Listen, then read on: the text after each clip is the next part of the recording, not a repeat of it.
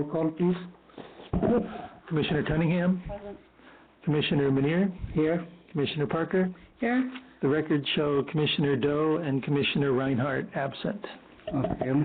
Those of you at home as well as who are present here, welcome to the Brisbane Planning Commission meeting. Today is Thursday, March 14th, 7:30 p.m. We'll start with adoption of agenda. Any changes, commissioners?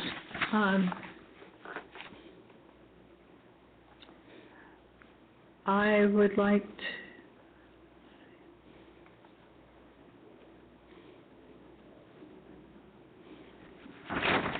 there's nothing about, can we move item D, the selection of officers, to another meeting? Yeah, we will come to that when we'll Otherwise, continue this. I'm okay with adopting. Okay. the Commissioner, agenda. I have no comment. okay, so you want to make a motion to adopt the agenda? Okay, I make the motion to adopt the agenda. And I second. Okay, so move. Next item is the selection of officers. Since we don't have the other two commissioners tonight, so I suggest that we should continue this item. So we have to vote on that too, right? So you want to make a motion? I motion that we move the selection of officers to another meeting. Let's move it to the date specific of March 28th. That's 28th, okay. I second that. Okay, all in favor? Aye. So move. Okay, the next item is approval of draft action minutes of November 8, 2012 regular meeting. Any changes? I think we all were present at that time. I don't have any changes to be made. I'm fine. So any changes? I have no changes. Okay. I move to adopt the action minutes of November 8, 2012. Okay, and I second it. So we have all in favor? Aye. Okay, so we approve the draft action minutes of November 8, 2012. All communication at this time, anyone in the audience would like to speak before the commission, this is your opportunity. See none. Written communication, we got a whole bunch of emails were attached to our documents here, plus this one here, rules of procedure. This was founded, and also the 7000 Marina Boulevard telecommunication administrative permit TC1-13. So all of you have that. You have the okay. Okay, so let's move on to the old business, which is the continued public hearing, zoning tax amendment RZ 113 to amend Brisbane Municipal Code Title 17, Chapter 17.32.220, and it has to do with the grading permit when required to clarify the circumstances under which grading permits are subject to Planning Commission review and to establish review criteria upon which the Planning Commission will evaluate grading permit application. The applicant is City of Brisbane. Staff report, please, based on the last meeting we had. Yes, thank you, Mr. Chairman. As you indicated, this has been before the Commission actually twice now. The first time there were a number of concerns raised which were addressed at our last meeting of February 28th, I believe. And the outstanding issue from the last meeting related to some of the Planning Commission's criteria for evaluating grading permits. And there were concerns raised about the subjectivity of the language and some back and forth about how quantitative you can make some of these standards. I think we have some discussion. It's concluded that it's not really feasible when you're talking about fit in topography to develop quantitative objective criteria. There's a subjective element, and that's really why we have a commission, is to hear those various sides of subjective kind of issues and make a determination. But with that said, there were some concerns about some of the specific language that was in the draft ordinance, things that are, we'd call sort of quasi-objective, saying something being avoiding a large or minimizing, because obviously someone could make an argument, well, that's large and you can't approve it. And so we tried to get away from some of those pseudo-objective terms, and the kind of language is reflected in page H1-2 of the staff report, and basically create some, particularly in regard to the retaining wall issue, to create some aspirational type design objectives, so then the applicant can make the case that, you know, they're achieving these objectives by various means. The commission can evaluate that. The neighbors could weigh in those cases, and as opposed to maybe getting hung up if the wall too large or not too large, which may not be a very productive sort of thing to discuss at the end of the day. So with those changes, staff is recommending approval of the amendment to the zoning code, and I'd be glad to answer any questions you might have. Okay. Any questions for the staff? These changes were reviewed by Hal Topol also, right? Yes. Okay. Karen, you were not here last meeting. And I did see the meeting. I do have a DVD with the meeting, and I have viewed the entire meeting and the proposed change. Yes, I do. Okay. Yeah. Commissioner Parker? I am fine with this part. I still want to go back to the idea if the commission is comfortable with the removal of up to 250 cubic square. Yeah. I think we need to talk about that and see if we're actually comfortable with that, or if we want to make changes to that particular aspect. I actually have a couple of questions to staff regarding this. Okay. If you don't mind. Go ahead.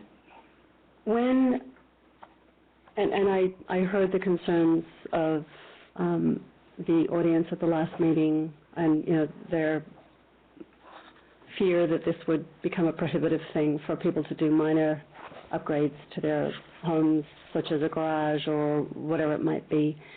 Do you have, off the top of your head, within, and I'm speaking in a specific area only because we've got smaller homes in the general Brisbane area, when people are doing an upgrade like changing the stairs or adding a garage or whatever it might be, do we have any kind of average numbers of what kind of dirt removal is currently being had?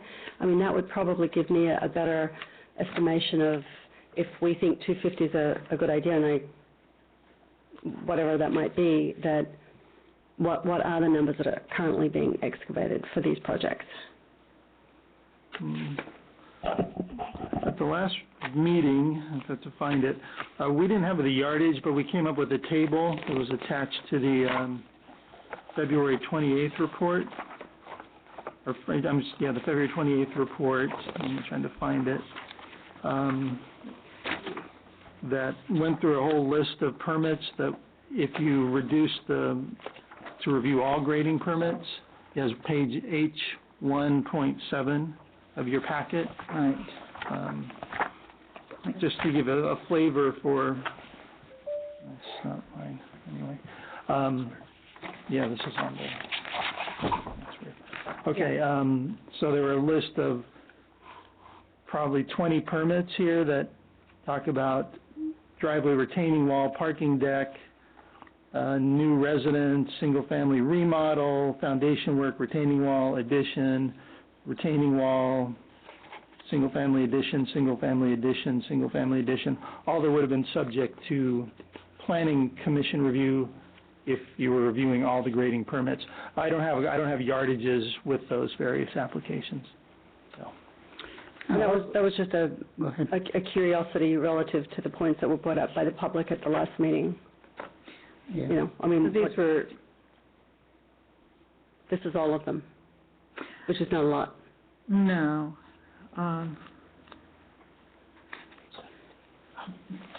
the reason I'm saying that is I understand, you know, the question was relative to hardship to people who are wanting to do remodels, and I couldn't get a flavor on whether the proposed changes would in reality create this hardship, or is that just a perceived reality by people thinking, oh, it's going to be, much more burdensome, or not? I'm not sure. Well, I think there are two things going on. One is what we were looking at before was the idea, I think, there was no intermediate volume. The idea had been suggested at the first meeting was that the commission review all grading permits. Mm-hmm. So we wanted to provide information as to what the context and what that would mean, first of all. So we didn't try to cut it in half or cut it in a third or by a third or increase it by a third or whatever. The other issue was there's the yardage is, as best we can tell. Again, it's been around for a long time, that standard, mm-hmm. and it was intended to allow for a typical conforming single-family residence to be built without requiring planning commission review of any particular aspect of the project.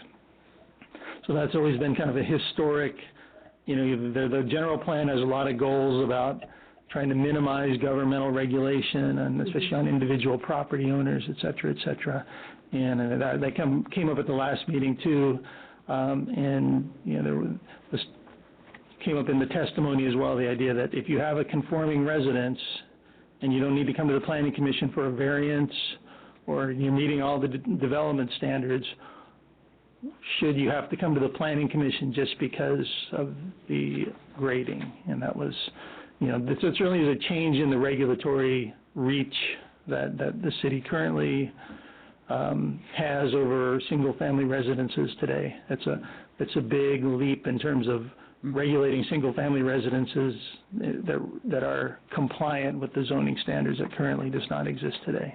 Can I ask one more question? Well, that's as many as you want. Well, thank you.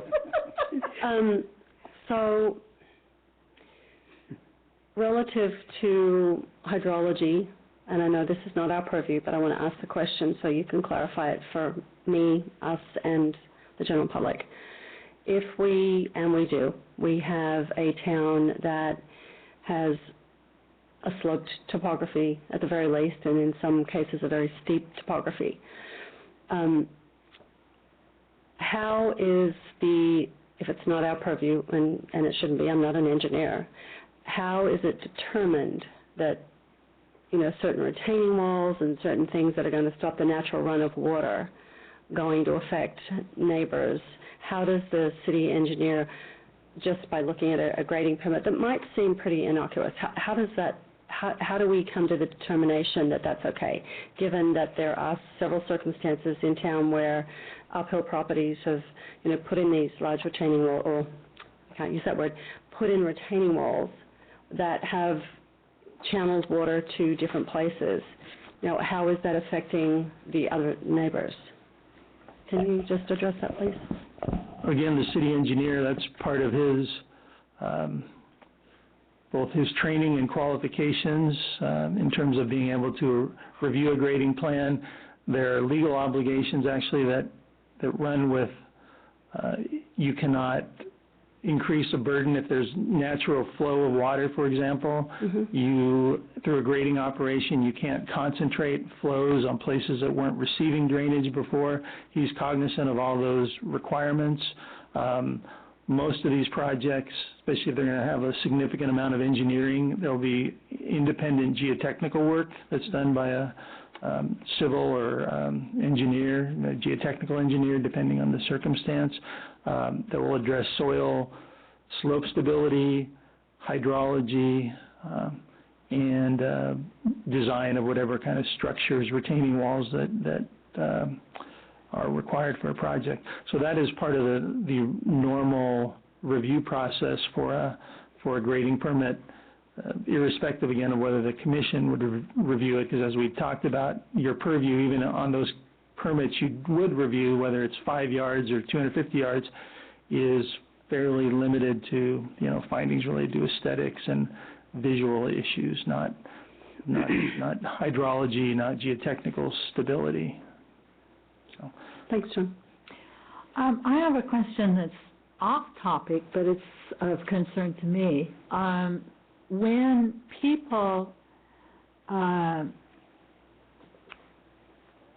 homeowners or new builders get in and start changing around the home, and doing a lot of excavation with dirt, and some of these situations come before us. And I have noticed that when they do, the neighbors come down here, and the neighbors are not trying to stop the project. I have never seen that happen. They are very concerned and interested to find out what's going on. They want to know, is the street going to be widened? How is this going to be built? They're concerned about their what's going on, where's the plumbing, and the historical issues of the plumbing, and is there going to be something, that seems to be a big issue, the plumbing, the old sewage systems, and they are also interested about if the road is widened, is there going to be a retaining wall put underneath? And I have seen that this particular planning commission is an opportunity for the neighbors to talk with the architects and the homeowners for the new buildings. And I have seen that this has been kind of almost a street meeting right here. And the result has been pretty happy. People have actually gone out and talked at length after the part here. My question is there any way that the city can put a guideline if someone's building, the neighbors aren't if they don't come before us, the neighbors aren't necessarily notified.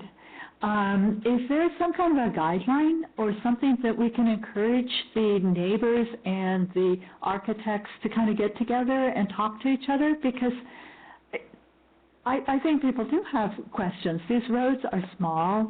There's land removal. They're worried about their trees. They're worried about the owls, who knows? They just have a lot of questions. They're worried about, whether they're going to lose parking. And I was thinking that we serve a purpose here. I have noticed there's not that much kind of construction where a big retaining wall is put in. And I just feel that maybe there should be a way that we could give a cheat sheet to the people who are building to go talk to the neighbors and let them know what they're doing. Yeah, I think that's always a good practice, and I think what you'll find, at least my experience, and Ken has experience in town with the developers who've been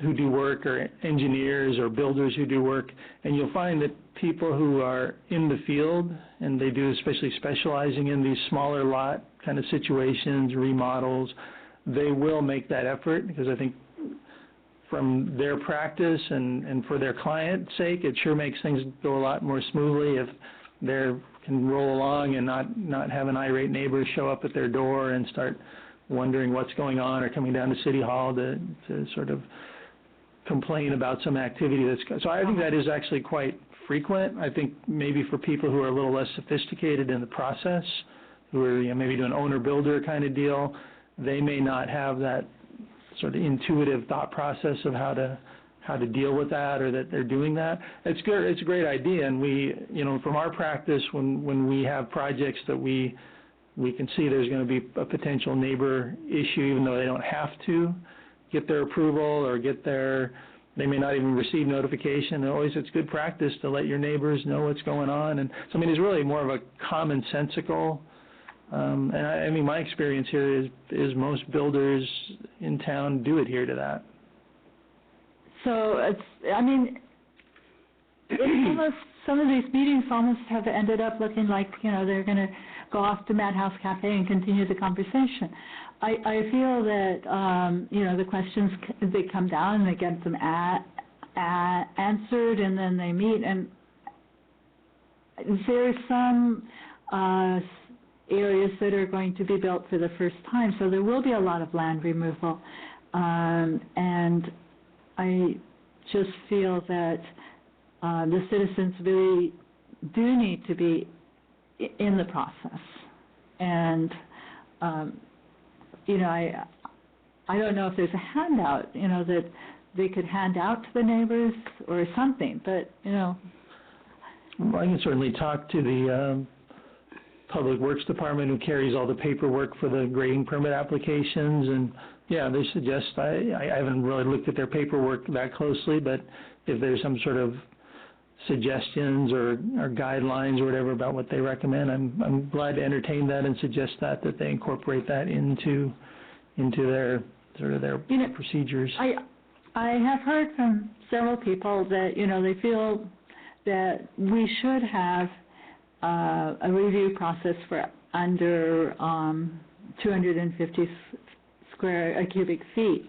Some have talked here, and some have just mentioned it to me in passing, and I can't remember exactly who all they were. I should probably have remembered so I could say them, the names. But, you know, there is a big process to remove land.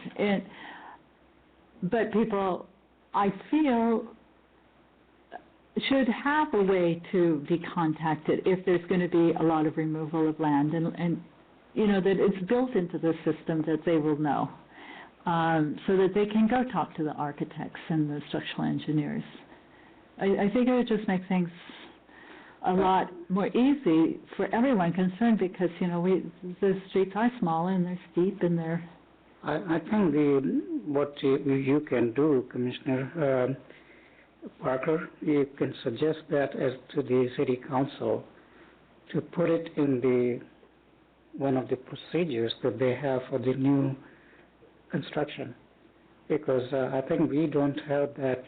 It's not our purview. Yeah, but I think it's not a bad idea to go before the council and suggest that.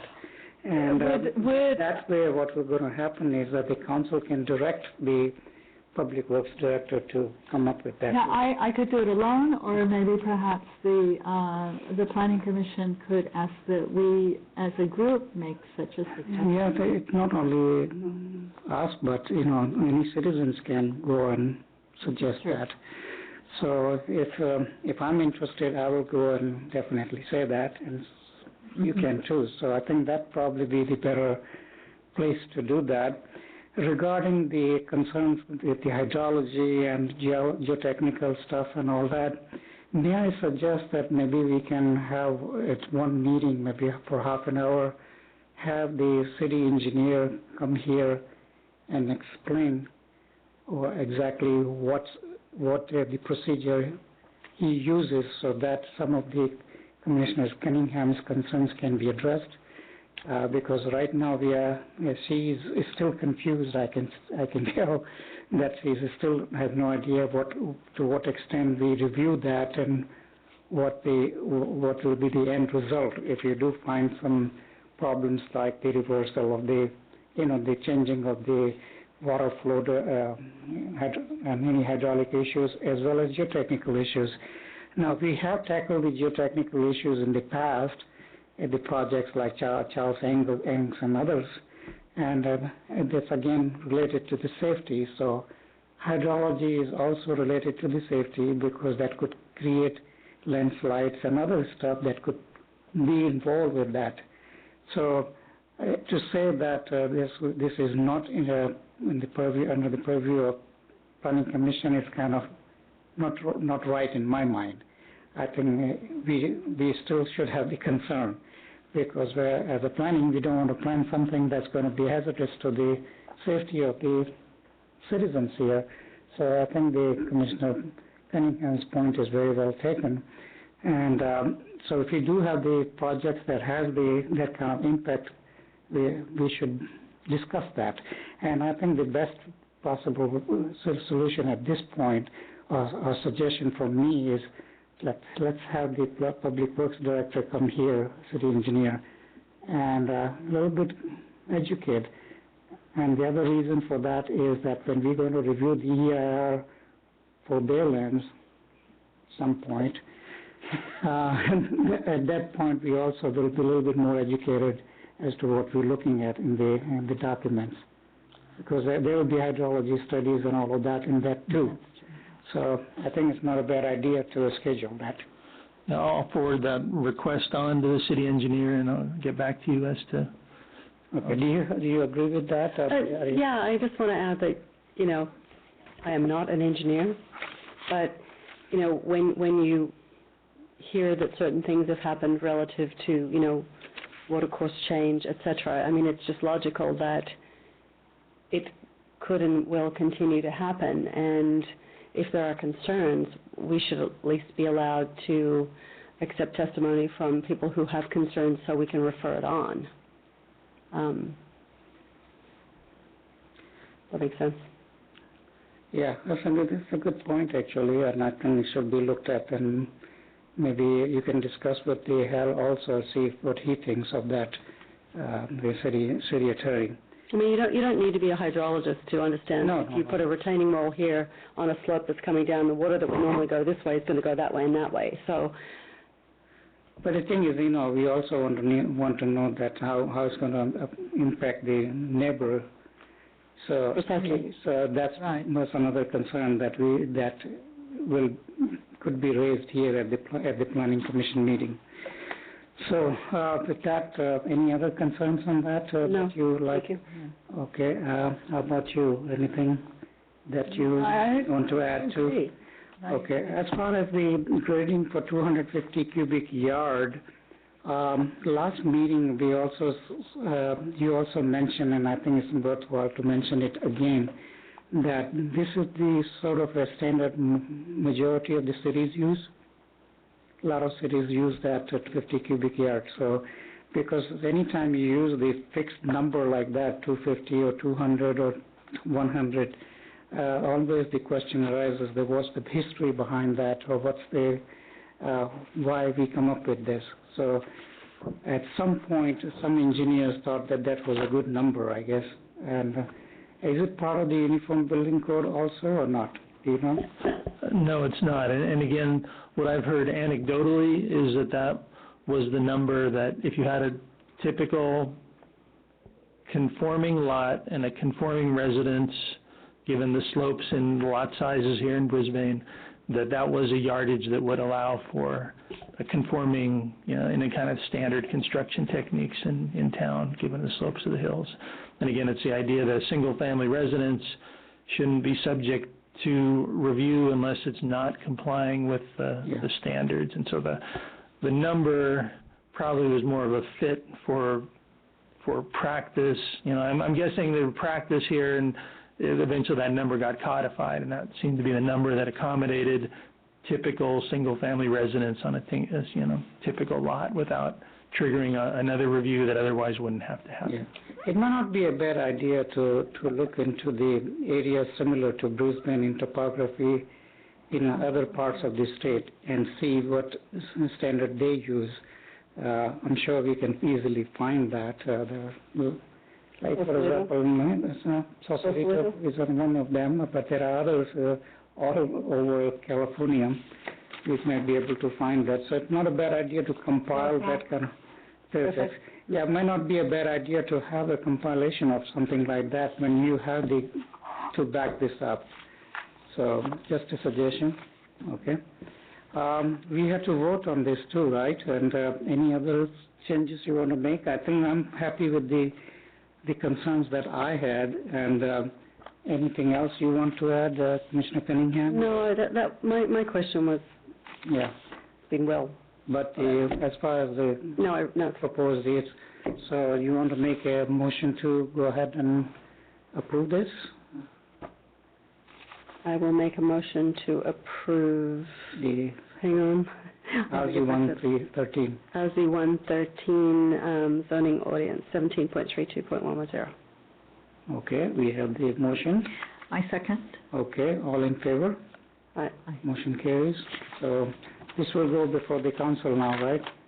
That's correct. And actually, that'll be the better place for these broader discussions because, as you know, your portion of this is 4 pages? 4 pages out of, or 4 paragraphs out of a 45 page ordinance. So I think the whole issue will get revisited in a lot broader context. Yeah, one more question was raised, and one of the citizens contacted me regarding why we doing that, why we coming up with these changes at this point. And I think that should be answered as to why we're doing that at this point.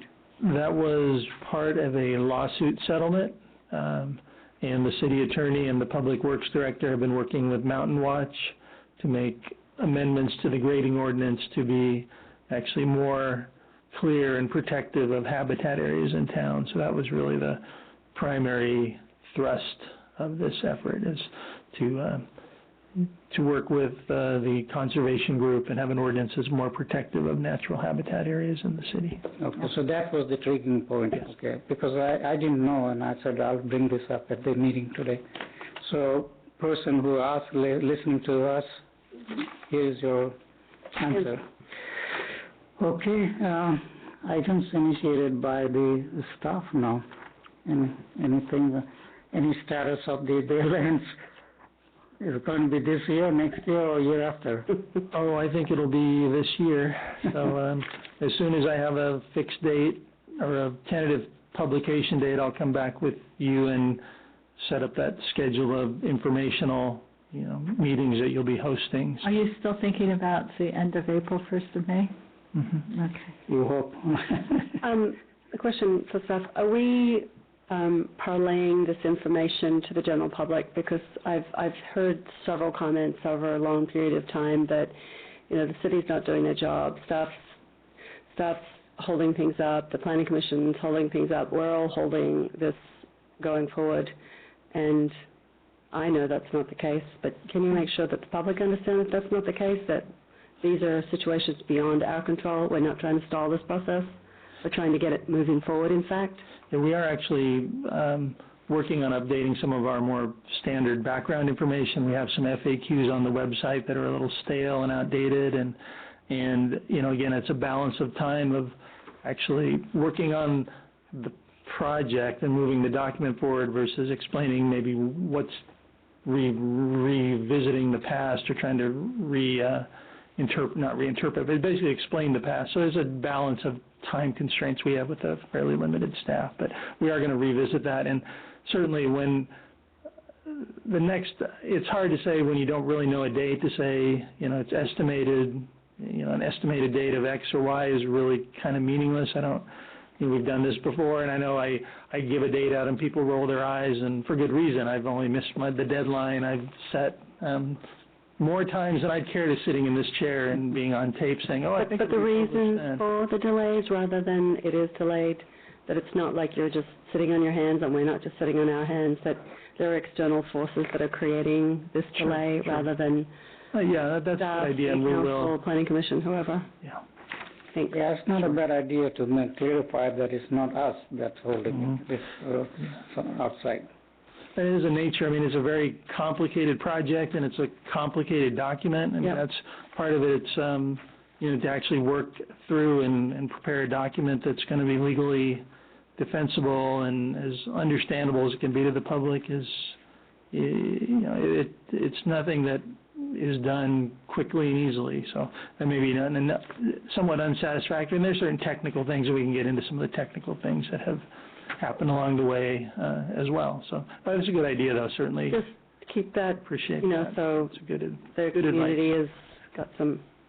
Okay. Yeah, once in a while, I think that what's happening with this particular project is it's going on for so long that people have no idea. So it's not a bad idea every 3-4 months have something in the hands of the public, so to say this is what the status is. Mm-hmm. So that way they know that this hold-up is because we have not received the EIR from the consultants. So, Yeah, we try to send out something every couple months, a little tag in the in City News. For example, if you go back to the last few, there's probably a little paragraph or two about that. But, I'm positive we're going to have some more concrete information and dates and schedule and actual things that move forward as opposed to just sort of saying here we're under construction. It's actually, yes, there's a document and you're going to be able to review it and take listen to the presentation on it and give your comments. I think that's really going to be our main focus the next 30 days is to tune it up. But your point is well taken, and we are working on that as well. Thank you. I think language is very important so that the people know understand that if the holdup is not here, it's outside. Mm-hmm. So if you, whatever paragraph you put in, make sure that it's clearly reflected that cities and planning commissions are not the one that Sure. holding this up. Okay. Anything else? I have nothing. Nothing. The items initiated by the commission, there is one item here, but before we go to that, I want to just, I don't know whether you all heard on the news that the California has the biggest solar project in the country now, approved by the federal government in Inyo Desert near Palm Springs. And that's going to power, I think, close to 250,000 homes. It's one of the biggest solar project of its nature. So it's just, I think last week or week before, it was the ribbon cutting ceremony for that. So that's good news. And more and more looks like the feasibility of solar projects in big development. So I think the reason I'm bringing this up here is that if you have next go around of projects, bigger projects in Marina and all that, I think we should keep in mind that economics is not the excuse anymore like they were given before. And I think we should all remember that any projects like that, we should carefully look at the alternate energy. Well, I heard a program in the last week that the cost of solar has dropped by over 60% in the last 4 years, or I think that was the time frame that was given. So yeah, but the problem is that right now a lot of people argue that the cost went down because China is flooding the market with the solar panels. So then there is argument that if the U.S. manufacturers saying that we shortchange, so that happened, then the prices might jump again. So we don't know what's going to happen. okay. But right now it's pretty good. And I again think that the city of Brisbane should have some kind of a low interest, loans available for the people who like to, install the solar panels. Maybe low interest application cost too. Application cost also, yeah, because a lot of cities are. Berkeley is one of them that they try to do that, and I think a lot of people will be interested if you come up with some kind of a package like that. And if the city negotiate with the bank, we will have a better chance than individual homeowner try to do that, because there's so many restrictions in terms of qualifications and all of that. And also you can have the property tax attached to that. That way the burden it will be certain that they have to pay. So I suggested that in the past, but I haven't heard anything from anyone yet. So hopefully, as long as I'm on the commission, I keep bringing it up. So someday somebody will hear it. Okay. Now the first item is a discussion of site identified by the housing element for rezoning. And we're talking about the one on the Bayshore, right, or the South Bayshore property? Yes, the one we had that discussion about last meeting of the Southwest Bayshore Residential District. Is that what it's going to be called? Residential Southwest Bayshore? Yeah. Yes, that's right. And there was some discussion about, given some of the constraints with terrain of those properties and some of the undesirable land uses that currently exist out there, like the propane facility that might not make it all that desirable for residential anytime in the foreseeable future. There was some, really I'm throwing it out to the commission if there are any other thoughts or ideas you'd like to have staff look at, at this point in the game. Where we are as a position with our housing element, we're obligated to provide some number of low mod sites. That was the site that was identified for rezoning. Now that, one of the reasons that site was identified was because of the requirement for the ease of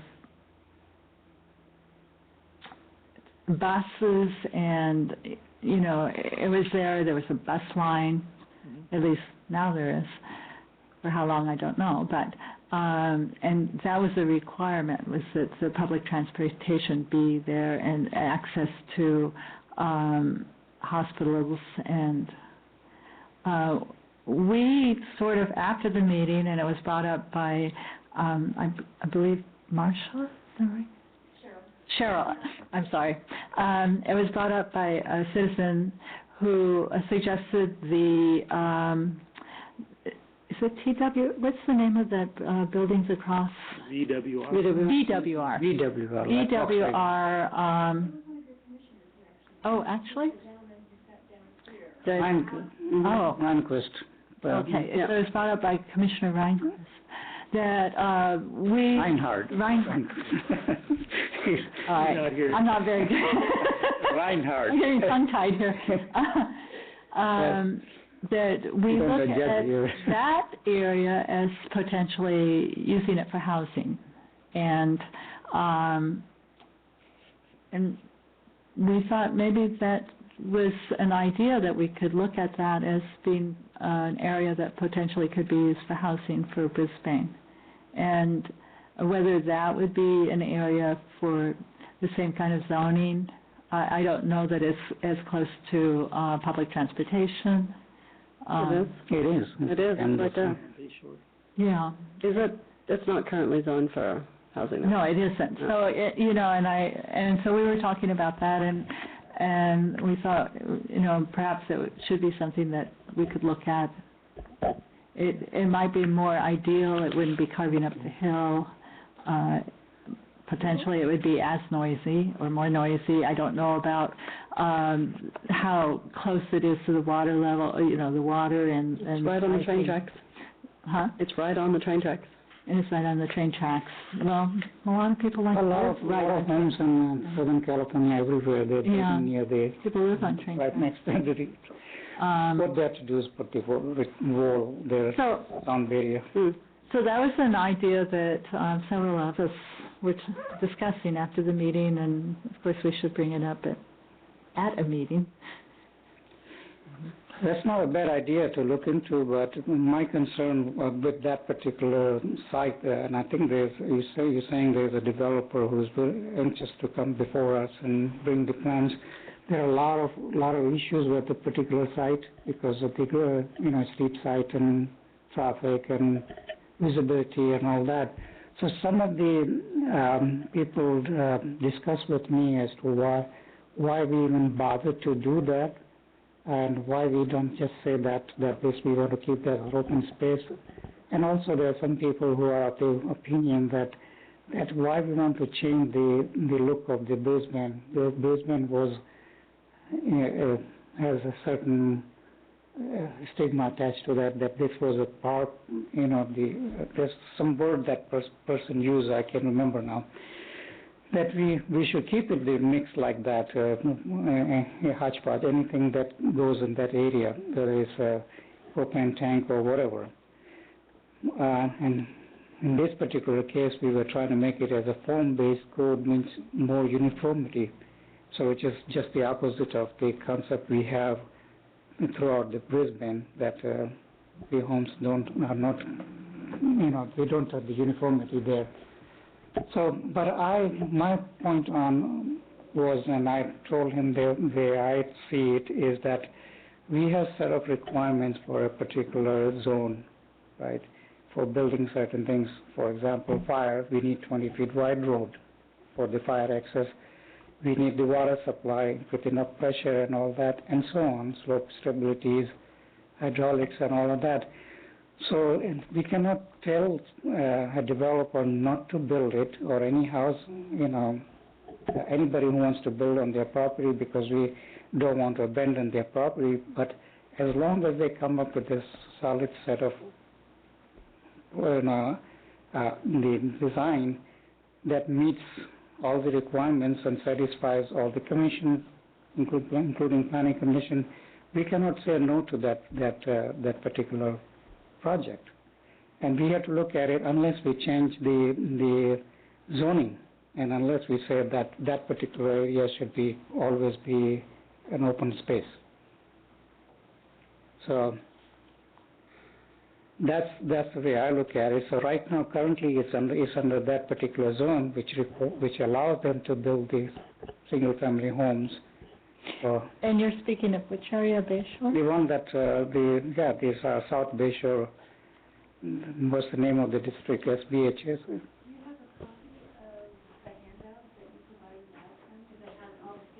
Yeah. Mm-hmm. Yeah, I just again will remind the commission that under the housing element, we have an obligation to rezone that property. I mean, that was part of that discussion. It was a very difficult lift for the commission at that point to come up with the 400 units or whatever we needed to have, 401 units that we had in our allocation, and that's why that district, the idea of doing that district was probably considered the least of other evils potentially in terms of what might be done.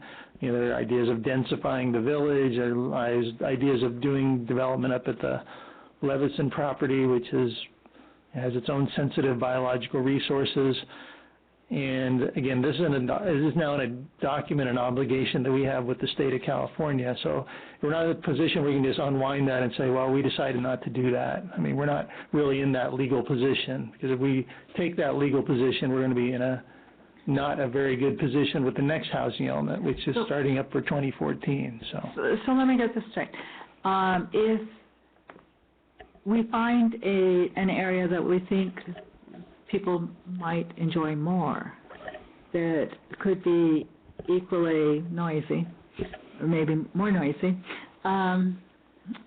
is there potential for changing the area, or not really? Or that would just be an add-on?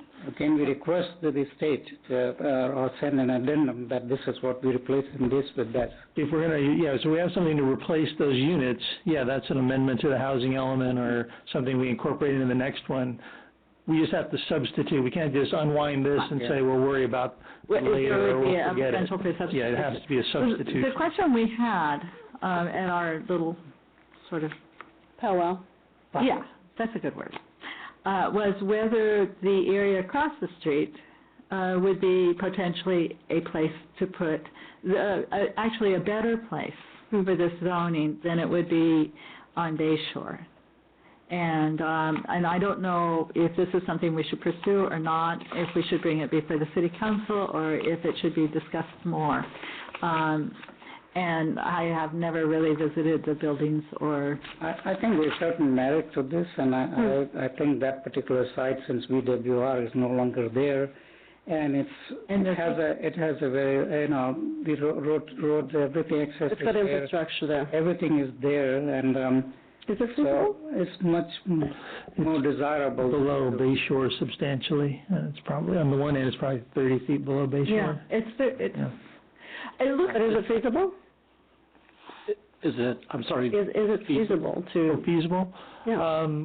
Certainly if there's an interest, as we mentioned, the property owner there is looking at reusing that property, not just continuing warehouse uses, but really redeveloping it. So I suspect if they were given the option of looking at whether residential was feasible from their side of it, I'm sure they'd be willing to entertain that. Right now they're looking at something that's more of an office kind of complex sort of thing, more like a Sierra Point style. Maybe not the height, but more of an office complex. But again, I'm suspecting, not being involved in the first go-around of this housing element, that since VWR was active, the city's important tax generator, that there probably wasn't a lot of consideration or even any consideration being given to that as an alternative housing site. So really what you're doing in my mind is opening, looking at a site that was not previously entertained or considered. And there may be drawbacks with it that ultimately don't Right. don't accommodate it, but it was certainly not a discussion, I believe, as a commission you had before, and certainly staff hasn't looked at in that context before. So what do we do from here? Just talk about it at this meeting, or? I think that's fine. I mean, I would suspect my next path would be to have a conversation with the property owner about gauge their level of interest in even find out if the it. city council is interested at all, or? Well, there are ways of going forward with something like this, so. Yeah. I don't know, it looks like it's really close to the water, and I know that water is going to rise, so I don't know if that would be, I haven't been down to the property. I would suspect any redevelopment of that site is going to be facing the same. So there would have to be, it seems to me it would have to be an EIR or something about this particular area, but I feel that, it could potentially be a rather pretty area for someone. It is on a, Wetlands. well, it's on, It's fully developed. There's no wetland on that site. But just off to the side of it, there's some No, down below. some nice but, natural wetlands. Right. Yeah, at the south end of the lagoon, absolutely. and it might be rather pretty of an area, something that could be mixed housing, and might be potentially a much nicer area to live in. The thing is, the concept of marina didn't work. All these 20 plus years, we have still 60% or more vacancy. So we don't want to create another fiasco like that over there too. So I think if the developer comes up with their suggestions, I think we should be carefully looked at it and discouraged to have this office space like the one at the corner of that in South City has also been vacant for over 2 years now. So we don't want something that's not going to be developed for a long time. And as far as this particular subzone, I have concerns about the safety and access and all that. But again, we have to look at it when the applicant comes before us. And on to that note, I want to recognize Dennis Bussey. He came here. I think he has something to add to this discussion. Dennis Bussey, 30-plus year resident of Brisbane, but have been coming to Brisbane for, believe it or not, easy 60 years. So there's a little background to what I want to say. But you're talking about San Bruno Avenue and Old Bayshore. I think it's totally insane to develop anything south of San Bruno Avenue because you've got the hill going up. If you do your homework, that turn at the top of the hill was always known as Dead Man's Curve or Head-On Curve or Killer Curve. And I drove Bayshore, what we call Bayshore Boulevard, whoever came up with that. It's a highway. It always was a highway. It still is a highway. And it's more so a highway now because of all the development and building and so forth. If you drive it, you'll know what I mean. So to put any kind of housing anywhere near Old Bayshore, I think it's crazy. Everybody's going to worry about their kid getting hit by a bus or a diesel or a car or a motorcycle. I think that should really be rethought. Nothing south of the San Bruno intersection where the hill starts, where the propane tank is. The other thing that seems really ridiculous is where our firehouse is. It's on the opposite side of Bayshore Highway. It's not a boulevard, and I don't ever see it being a boulevard. So we shouldn't call it a boulevard because it's not now. The other thing, the firehouse, it seems like there's a big consensus it's in the wrong place. There's a tunnel there that I'm sure everyone's aware of. If you looked into housing where the firehouse is, put the firehouse where it should be on this side of Bayshore Freeway, Highway, you could put some kind of housing there. I don't know how much. It's near the train, obviously, but it's also near the propane or the fuel tanks. So that tunnel could be utilized for egress to and from downtown Brisbane, shopping, schools. There's an existing intersection with lights, there's an existing bus stop on both sides, and kind of just shift your direction from the San Bruno Old Bay Shore to north, possibly. And I say this, I used to work in a gas station in the 50s, a Texaco gas station on Baden Avenue and Airport Boulevard, which was a freeway. You know, trucks, buses, everything, Greyhound used to pull into that service station where I used to work and do mechanical work. So I've got a lot of experience with Bayshore, because that was the only road you had in my day, or El Camino Real. There was no 280. So I really think, in my opinion, it's insane to think of anything south of that intersection. In fact, there was an Asian realtor, you may recall, who wanted to build 8 units. That's, I'm sure, in your record. Which is almost built at this point. Huh? It is almost built at this point, isn't it? No. No? No, this is years ago. Oh. The same kid who I happen to like, I mean, he was a very nice kid, I thought. He then tried to open a restaurant. I can never remember the name of it. You go up Valley Drive, turn right on North Hill. On the left, it's a corner, kind of weird-looking little triangular building. That was a restaurant when I came here. Very successful, blue collar. Good food, good everyday food, nothing gourmet, but good.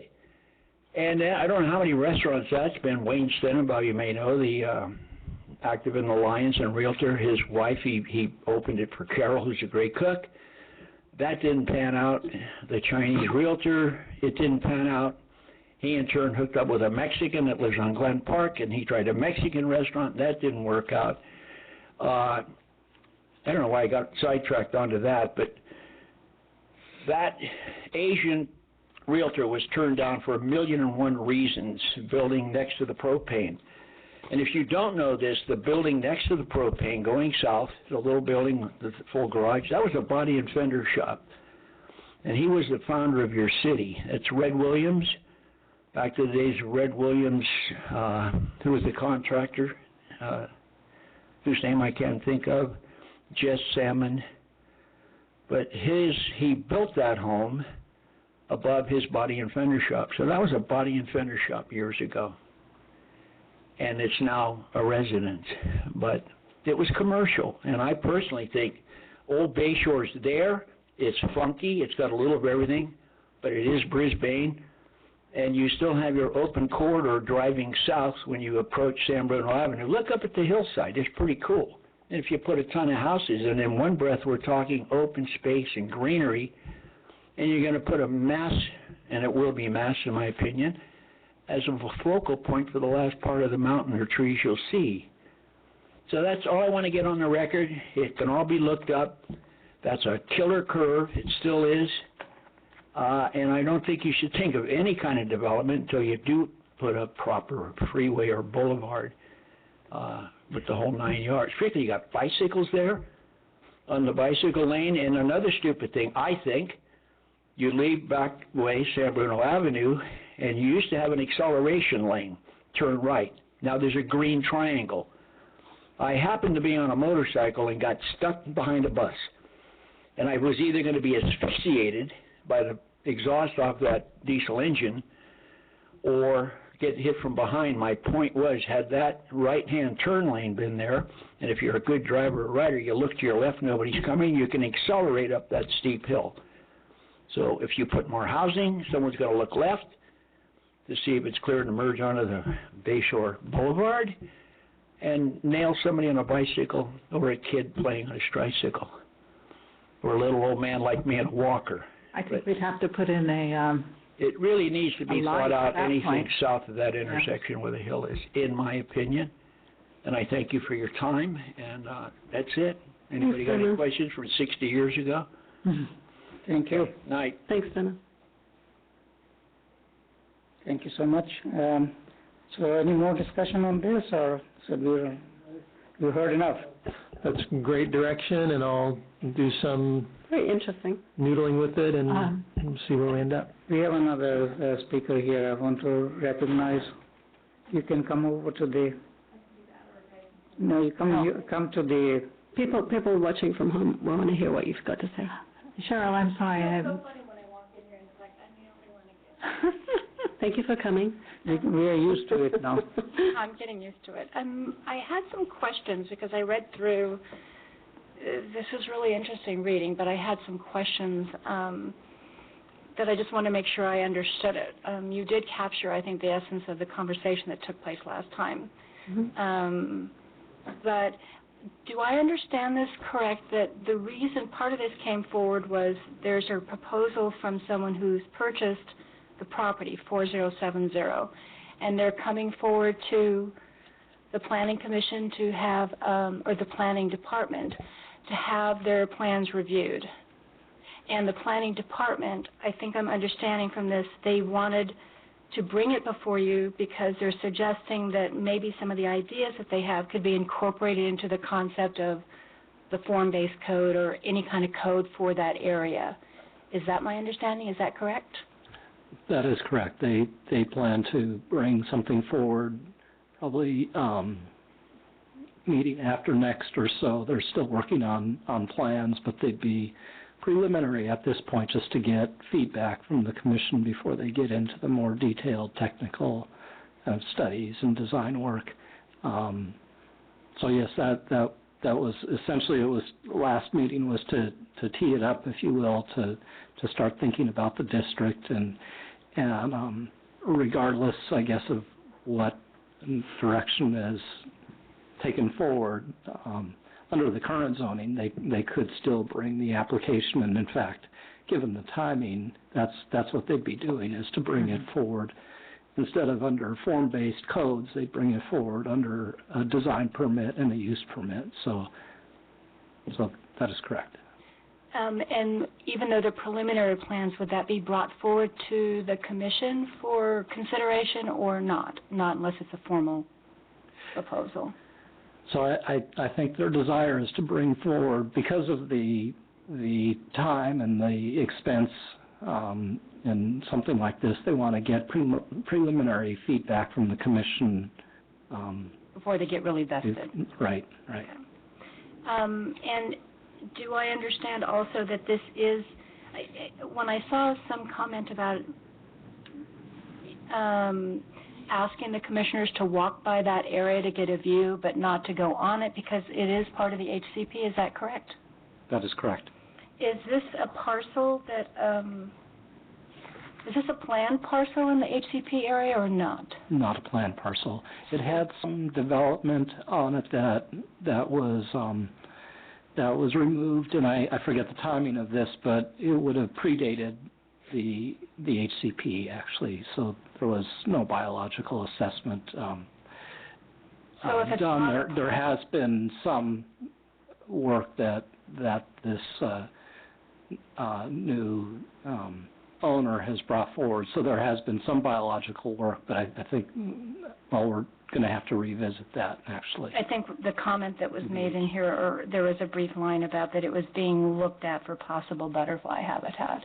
But if it's not a planned parcel, then would it require an amendment or not? They'll have to actually have a biological assessment done on the property, and this would be coordinated through the county to establish it as a planned parcel. So once that assessment's done, and part of becoming a planned parcel would be that the city actually has gone through the design review permit process, and so it's a iterative process, if you will, to make it planned, but it's not just the county that says, okay, it's planned. It's actually in cooperation with the county. The city then takes all the information together and could then approve it, and at that point it would become a planned parcel. Okay. And then I think I want to direct this to the commission, that there was some talk about having a concept of integrity with, if you're going to be developing that area, and it currently is a mismatch, and if you were going to have it feel like a community, I mean, just because you put a bunch of houses doesn't make a community. Right. And there's a physical difficulty in that you've got central Brisbane, And so people aren't necessarily going to be, it doesn't tie in real well in that sense. And, you know, I'm just thinking if you have, like I was just doing the numbers, like with you said 400 units, like that was a number that you threw out from the requirement from the state, is that correct? Something around that? And that's not just low-income development, that's like considering like what Brisbane is going to have to ante up. And then in that area, right now, it's about 80 to 93 units, something like that? That's about right. So that's correct. The 401 units it's all over. It's all over the city, and or the residential or planned residential areas, but it's divided up then by from market rate to the very low income. Because just the numbers that I was thinking of that area, and probably because now it is so open, you've got maybe 7 residences there, and then the few commercial areas. So you have maybe, like with the residents, about 35 people, and say maybe 2 cars per household, and up that like maybe 20 cars. So I was thinking at a minimum, okay, if you have 80 households, and say between 4 and 6 people in them, and you're going to come up to about 500 people pretty quick. And then minimum 2 cars per household. So that density factor really goes up. And what the gentleman was saying, I understood, because you have a highway there, and then you have this really dense increased usage. There isn't any amenities around there, so in terms of looking at it like a community, on a hot summer night, I'm thinking, where are these 500 people going to go except for in their cars and away or out on the street? Has there been any thought about, is there an ability to put anything around there? So, like in town, you have different things for people, but not out there. How would you be able to, you know, even consider that?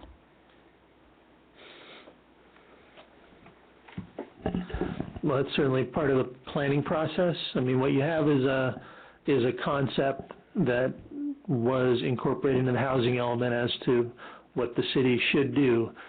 The actual nuts and bolts of doing that are going to get into those issues of traffic safety, density, community connectivity, as that came up at the commission meeting last time.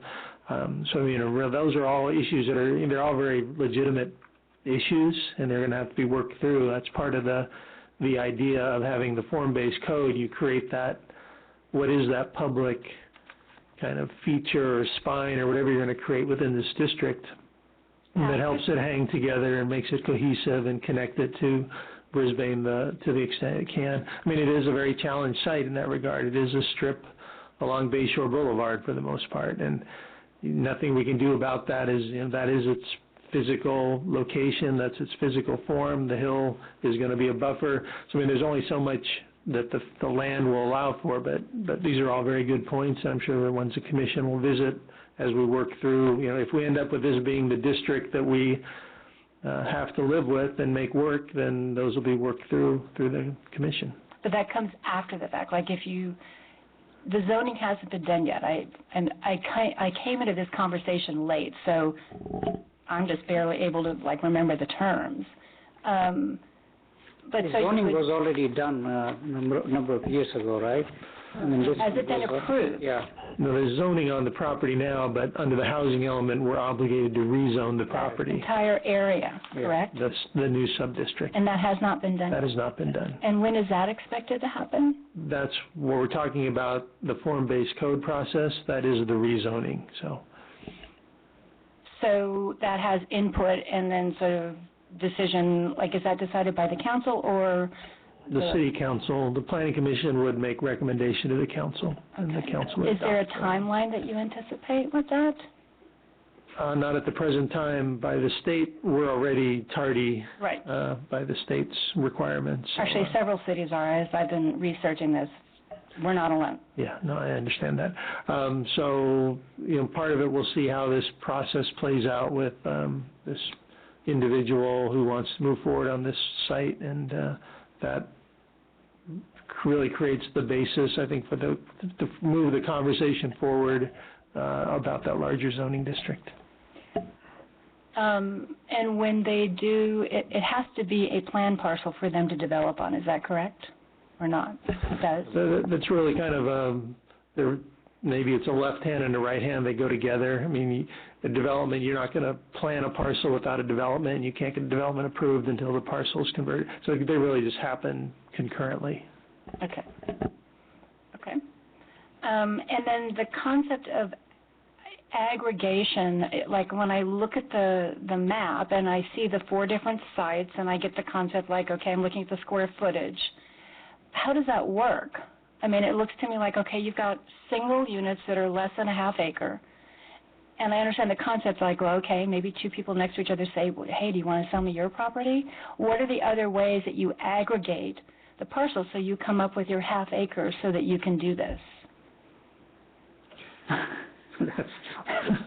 Well, I mean... So I would see it as, I guess backing up, this came from a state requirement for the zoning district to have the 16 units as a minimum per site. Right. So the aggregation to get that, essentially you have to have a site that's about half an acre, roughly, I think 2,300, or 23,000 square feet. So essentially, you do have a number of sites that are not of that size, right. And so it have to be one or the other of the owners selling, or if there's a case where there's a lot line that could be adjusted somehow, that may be a possibility as well. So it's just between the property owners? It's not any kind of an outside... Is that the only way that you aggregate the parcels, with just the 2 people agreeing to that? Well, both parties could, if someone saw a development opportunity, they could buy both properties from 2 independent property owners and decide to do a development. But the city is not going to impose lot consolidation on anybody. That's not the way zoning works. The people will be there. They will be constrained because if their properties are under a certain size, they're going to be now non-conforming, so there are going to be issues in terms of their future ability to do activities, but the city is not going to force, the city doesn't force parcel consolidation. I didn't think anything like that. I don't know what I was thinking, but in terms of like, okay, if you tell the state, okay, this is the area that we're going to do this with, but we can't tell you when that will happen because we already have 15 single owners and it's just up to them, like when they want to change it. So the state doesn't have any requirement over when this has to happen. No. Like with those plans from 2007 to 2014, and then I think it's 2013 to 2021. There's no deadline. All we have to demonstrate is that the sites are available and under what terms they're available, which means that the zoning is in place to allow this development to occur. Not that it has to occur, not that it will occur, but that theoretically it can occur. And I apologize. I mean, this is a lot for just a normal person to look through and try to figure out. And I just... You're doing a great job. My friends are, this is really boring, and I'm like, well... on some of the site inventory, and I looked at all of them, you're probably hating me now, sorry. No. Some of the commercial sites said, okay, no objection has been stated to, rezoning. None of the residentials had that statement. So was everybody asked, or only the places that said we had no objection was that put in there? Because I was wondering why some of them had them and most of them didn't. With the commercial sites, I think you might be referring to the larger sites around the community park where we had like this.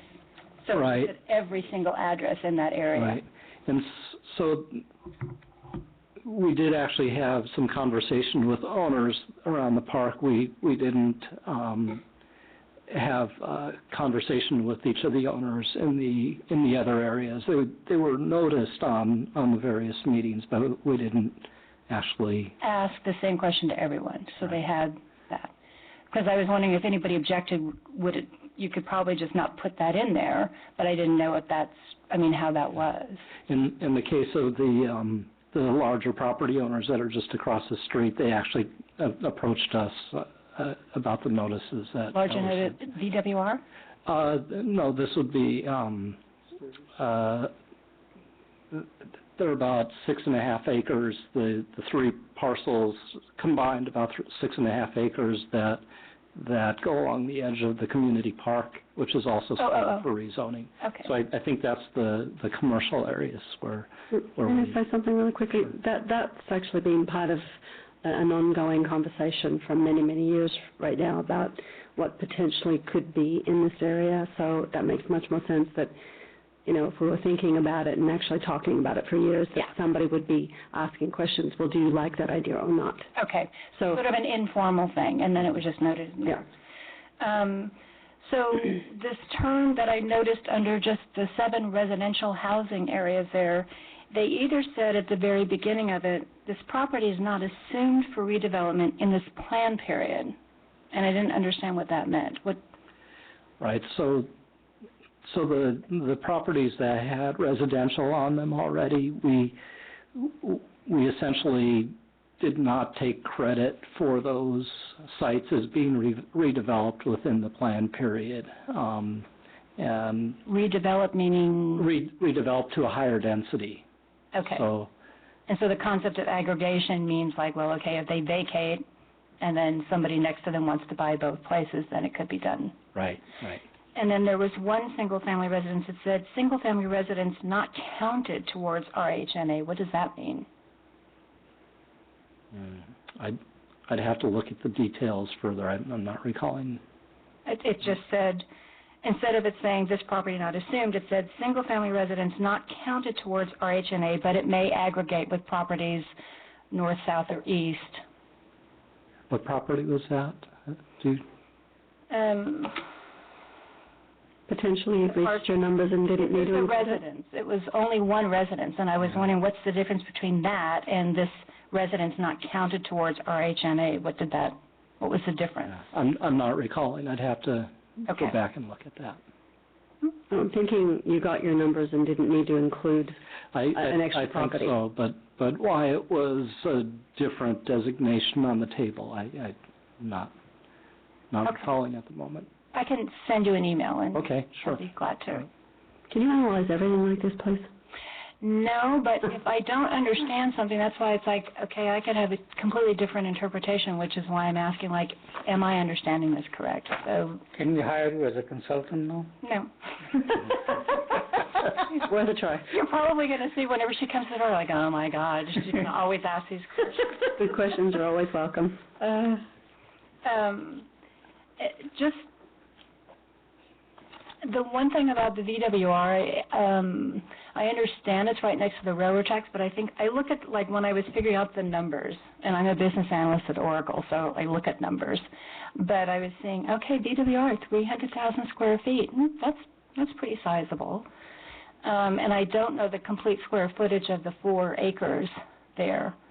But I was thinking, okay, this could be a twofer, but when you say that the developer or the person who already owns it has some sort of general area that they're going to already consider, and it wasn't residential, was that correct, what I heard you say?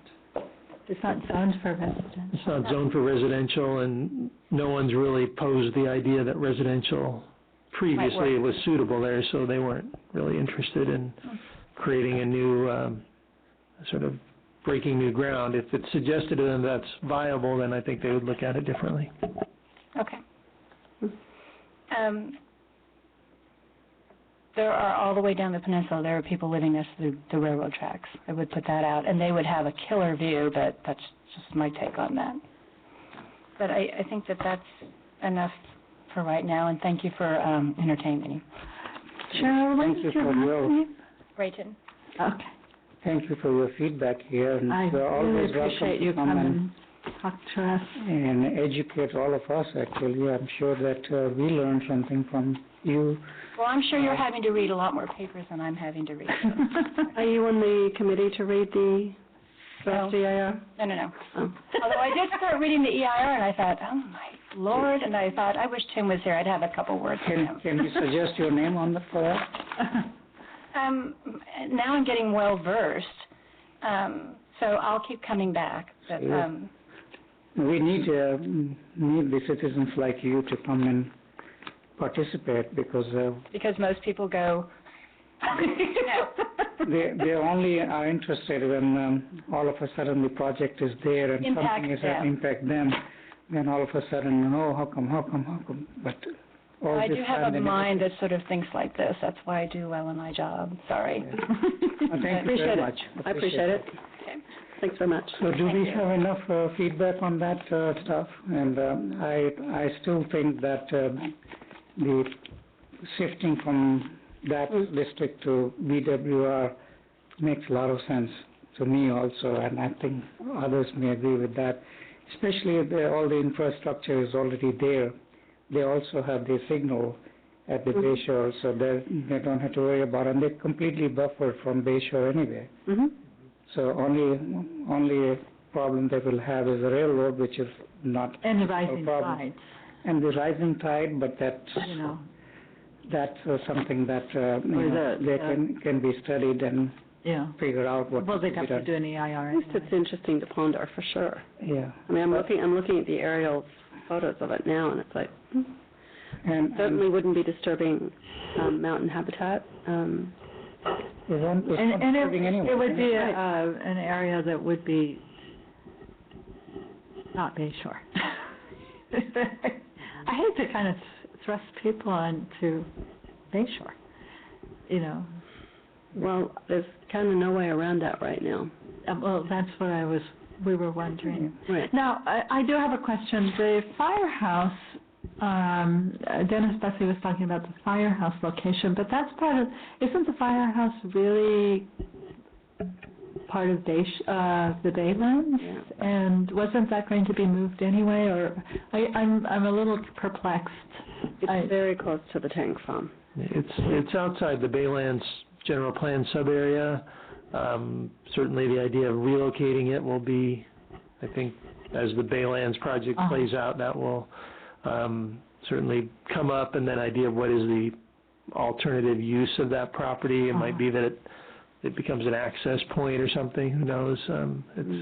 That'll have its own sort of life. I think that's going to take much longer than either of our housing element cycles that we're dealing Or with. you could relocate the public works yard over there. It's right next to it anyway, enlarge it, put it on this side of the railroad tracks here. That's possible too, but We're diverging a lot here. I think the one thing I must stress again and again that whatever we do, we try to make the that particular region not to get into the office buildings the way we are doing it with the marina and all that. That to me, I think everybody loses with that type of approach, because so much revenue being lost with the marina, and with Cocker also, so many vacancies now. That zone over there is a perfect candidate for home-based, but at the same time multi-family units, and with a multi-use, I mean. And a lot of communities are doing that, and when we do decide to do that, we may be able to convince the Caltrain, if there are enough people over there, to bring the station a little bit closer to Brisbane, because right now where it is in the middle of nowhere, and even with the new development there in Bayland, it's better to be shifted a little bit south to the south. And if you look at the South San Francisco station, it's middle of nowhere, right behind the Lowe's over there at the corner, and nobody uses it really. So I think this junction here at the tunnel, closest to the bridge, will be a nice area to have the station, which is closer to all the developments. And so hopefully that when the time comes, we can look into that. But any other things you want to add, or Cheryl, you want to say anything further, or that's it for? Okay. And push your luck, huh? Yeah. So now we'll be counting on you every time we see here. Then say, "Where is Cheryl?" An interesting hobby you have. And Karen, anything else? No, I'm Okay, good. so now it's time to adjourn, but before that, we have to... So there's nothing on the subcommittee meeting update? Subcommittee is, I think the two of the, Okay. the commissioners are not here. So we can, you want to make a motion to adjourn to meeting? I'm making a March motion to 28th, adjourn to the regular meeting of March 28, 2013. 2013. I'll second it. All in favor? Aye. So move. We'll see you on, Cheryl, we'll see you on March 28th, 2013.